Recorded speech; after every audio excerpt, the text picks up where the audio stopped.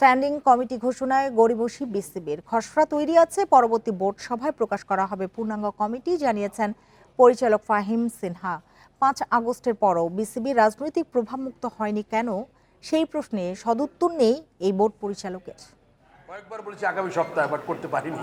So এটা এবার সত্যি সত্যি হয়ে যাবে। প্রতিশ্রুতি দিয়ে কথা রাখতে পারেননি ফারুক আহমেদ। জোড়াতালি দিয়ে চলছে বিসিবির স্ট্যান্ডিং কমিটি। পরিচালকরা নির্দিষ্ট করে বলতে পারেন না কে কোন কমিটির দায়িত্বে।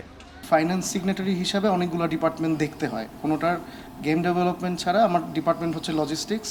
স্ট্যান্ডিং কমিটির খসড়া তৈরি, পরবর্তী বোর্ড সভায় হবে চূড়ান্ত। সভাপতির মতো পরিচালক ফাহিম সিনহাও শোনালেন আশার কথা। বোর্ড মিটিং ছাড়া তো আপনার কমিটি অ্যাপ্রুভ হয় না, তো ওই বোর্ড মিটিংয়ের পরে এখন পর্যন্ত কোনো বোর্ড মিটিং হয় নাই। এই মাসের মধ্যে যতটুকু জানি এই মাসের মধ্যে হবে, এই বোর্ড মিটিংয়ে দিয়ে দেওয়া উচিত। বিসিবিতে রাজনৈতিক প্রভাব ছিল পাপন যুগে, নির্দিষ্ট একটি দলের স্বার্থ রক্ষায় ব্যবহৃত হয় বোর্ড। 5 আগস্টের পর এখনও বদলায়নি পরিস্থিতি, দেখা যায় রাজনৈতিক শোডাউন, স্লোগান। এটা বিসিবি ইলেকশনের সাথে কোনো রিলেশন নাই। প্রভাব বিস্তার করার প্রশ্নটা এখানে আসছে বলে আমার মনে হয় না। এটা ওনাদের একটা টুর্নামেন্ট ছিল, এটা আমরা ভেন্যু পার্টনার হিসাবে ওনাদের সাথে ছিলাম, অর্গানাইজিংয়ের পার্ট কিন্তু আমরা ছিলাম না।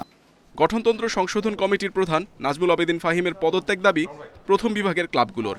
তাদের সঙ্গে সমঝোতার ভিত্তিতে সমাধানের পথ খুঁজছে বিসিবি।